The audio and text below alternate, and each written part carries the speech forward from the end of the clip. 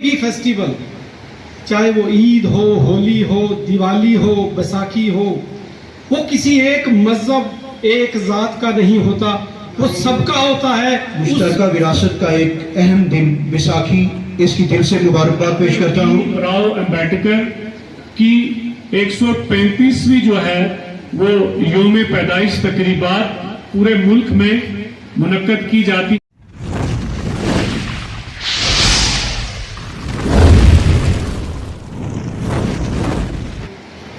میری طرف سے آپ سب کو بہت بہت بدھائی۔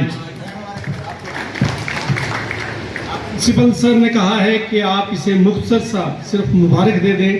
میں ایک بات آپ کو بتا دوں کہ کوئی بھی فیسٹیول، چاہے وہ عید ہو، ہولی ہو، دیوالی ہو، بیساکھی ہو، وہ کسی ایک مذہب ایک ذات کا نہیں ہوتا، وہ سب کا ہوتا ہے۔ اس میں کوئی نہ کوئی میسج اس آلمائٹی کا ہوتا ہے۔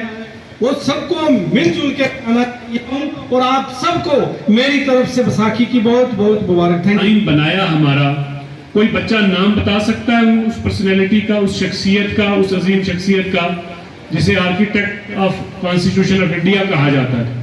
کوئی بچہ آپ میں سے بتا سکتا ہے نام؟ اینی اسٹوڈنٹس کوئی ہاتھ کھڑا کرے جس کو پتا ہے کہ ہمارا قانون کس نے بنایا تھا؟ 1 2 3۔ ڈاکٹر بی آر امبیڈکر، زوردار تالیاں لگائیے۔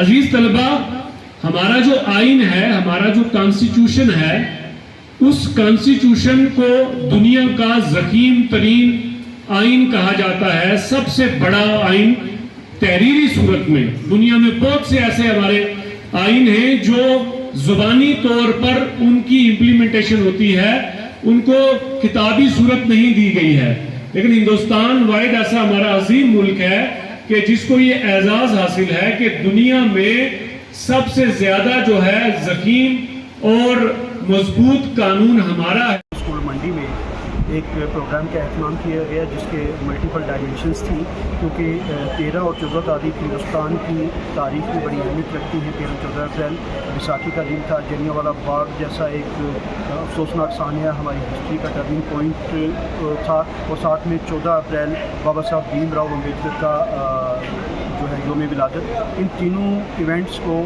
ایک ساتھ کر کے آج یہاں ہم نے بوائز ایل سی اسکول منڈی میں ایک پروگرام کا اہتمام کیا، جس میں ہمارے ساتھیوں نے جلیانوالہ باغ کے حوالے سے بیساکھی، اس کی اہمیت اور بابا صاحب بھیم راؤ امبیڈکر کے حوالے سے جانکاری دی۔ بولنے والوں میں ہمارے وقار حسین، عبدالقیوم صاحب، ہارون راٹھوڑ صاحب اور امریک سنگھ صاحب تھے، جنہوں نے ان چاروں پہلوؤں پر بڑے دلکش اور خوبصورت انداز میں بچوں کے ساتھ ڈسکس کیا، اور بچوں کو بتایا کہ ہمارا ماضی جو ہے اس میں ہماری تاریخ میں ہمارے لیے کیا کیا سبق درج ہیں، اور ان تاریخوں کی ہماری ہسٹری میں کیا اہمیت ہے۔ مقصد اس کا یہی تھا کہ بچوں کو اپنے ماضی سے جوڑا جائے، اپنے تمدن، اپنی ثقافت، اپنی ہسٹری سے جوڑا جائے، اور بچوں کو یہ پتہ چلے کہ وہ لوگ کون ہیں جن کی وجہ سے آج ہم آزادی کا سانس لے رہے ہیں۔